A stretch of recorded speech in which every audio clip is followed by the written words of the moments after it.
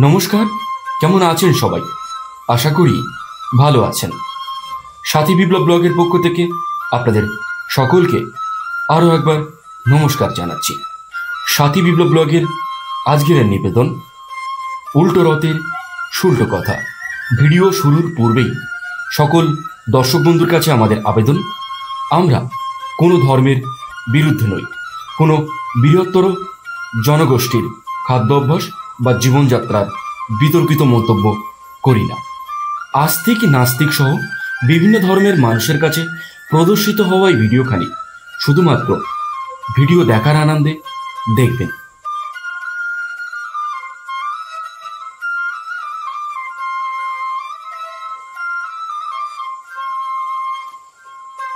আজকের অনুষ্ঠানের পূর্বে আমাদের গুরুদেব সকলকে নিয়ে হরিনাম সংকীর্তন করছেন। হরিনামের এই মহানাম আজকের মতো এই পবিত্র দিনে যথেষ্ট গুরুত্বপূর্ণ। শুধু আজকের দিনে নয়, প্রতিদিনই গুরুত্বপূর্ণ, প্রতিটা মুহূর্তেই গুরুত্বপূর্ণ। সেই সুমধুর হরিনাম দিয়ে আজকের এই সুন্দর দিনের সূচনা হয়েছে। আর তুলসী মঞ্চের কাছে দাঁড়িয়ে আছে সেই রথ।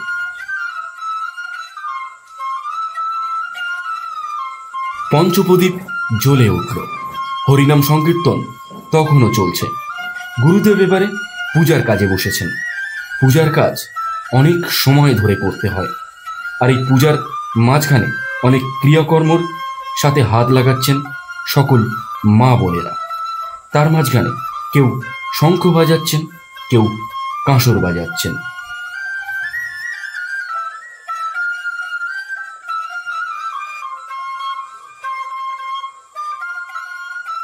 একদিকে তখনও হরিনাম সংকীর্তন চলছে জোর কদমে, আর গুরুদেব একের পর এক নিয়ম অনুযায়ী আরতি করে চলেছেন।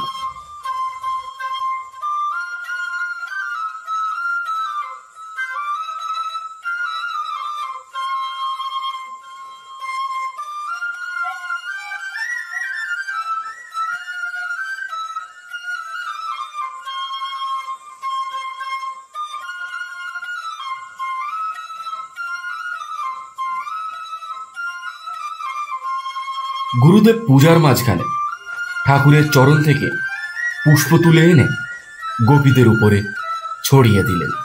বয়স্করা বাচ্চাদের চন্দন সেবা দিলেন। গুরুদেব আবারও পূজার কাজে হাত লাগালেন।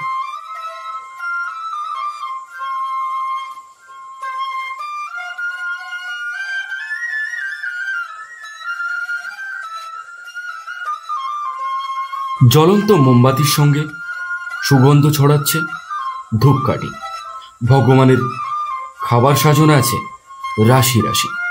বিভিন্ন রকম পদে ভগবানকে উৎসর্গ করা হলো।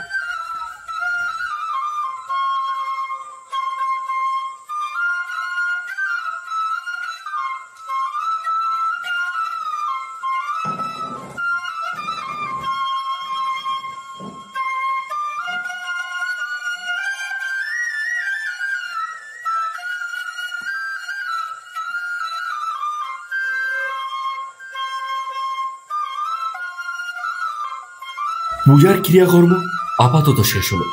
এবার সকল ভক্তমণ্ডলী মহাপ্রসাদ পাবার পালা। এই মুহূর্তে এখানে একটি মজার ঘটনা ঘটল।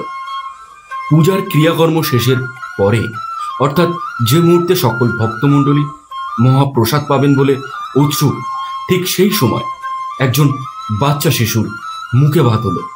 ভগবানের মিষ্টান্ন পদ্মপাতায় করে তাকে দেওয়া হলো। গুরুদেব তাকে সানন্দে খাইয়ে দিলেন আরো অনেকে। আর এরপরেই শুরু হলো সকল ভক্তমণ্ডলীর প্রসাদ পাওয়ার পালা। সকলে বসে সানন্দে ভগবানের প্রসাদ গ্রহণ করছেন। আর একটু পরেই রথযাত্রা শুরু হবে, উল্টো রথযাত্রা শুরু হবে। সকলের সঙ্গে সাথী এবং মা মহাপ্রসাদ গ্রহণ সমাপ্ত করল। বাদ পড়লাম না আমিও। এবারে রথের পালা। রথটাকে টেনে নিয়ে যেতে হবে, তাই সকল কচিকাচাদের সঙ্গে আমিও দৌড়ালাম রথের কাছাকাছি। আকাশ যথেষ্ট মেঘাচ্ছন্ন। সকলের মনের মধ্যে ভয় ছিল বৃষ্টি এই হয়তো এসে পড়বে, কিন্তু বৃষ্টি একেবারে আসেনি। আর ইনি হলেন কাকাবাবু। রথের এই শুভ দিনে তিনি গোমাতাকে খাওয়াচ্ছেন, সেই সঙ্গে অন্যান্য পশু পাখিদেরও টুকটাক খাবার দিয়েছেন। আর হ্যাঁ, একটা কথা তো বলতে ভুলেই গেলাম, যে ভক্ত সভা হলো সেটি ইনার বাড়িতেই হলো।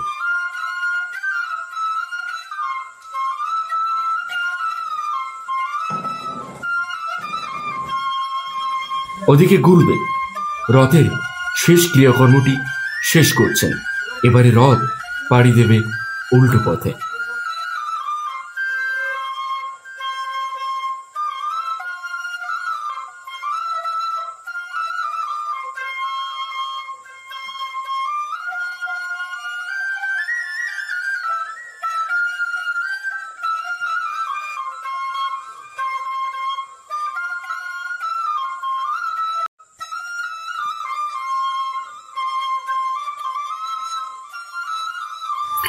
এবারে সেই শুভ মুহূর্ত, গুরুদেব জগন্নাথ দেবকে নিয়ে আসছেন রথে বসাবেন বলে।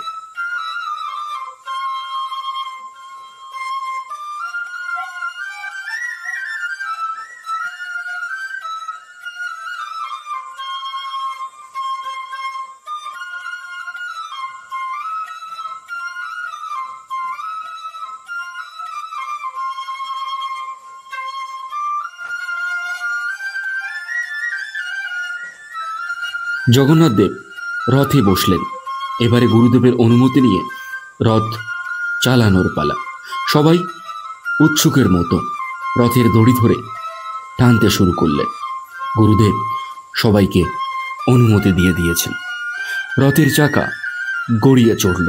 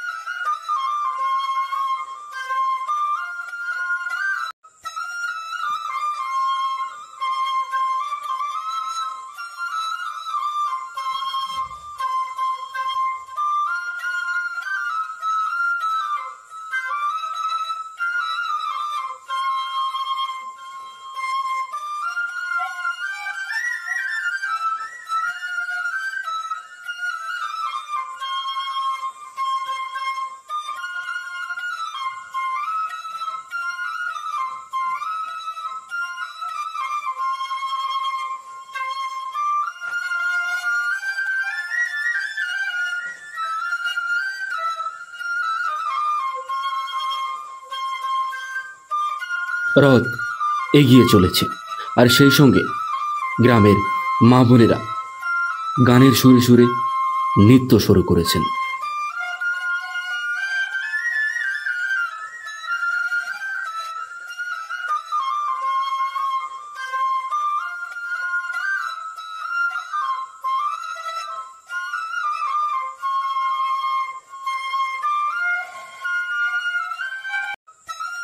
বলরাম, সুভদ্রা আর জগন্নাথ দেবকে বিদায় জানিয়ে আমরা বাড়ির পথে পা বাড়ালাম। কেমন লাগলো আমাদের এই পর্বখানি অবশ্যই কমেন্ট বক্সে জানাবেন। যারা নতুন বন্ধু অবশ্যই সাবস্ক্রাইব করবেন। দেখা হচ্ছে আগামী পর্বে। ভালো থাকবেন সবাই।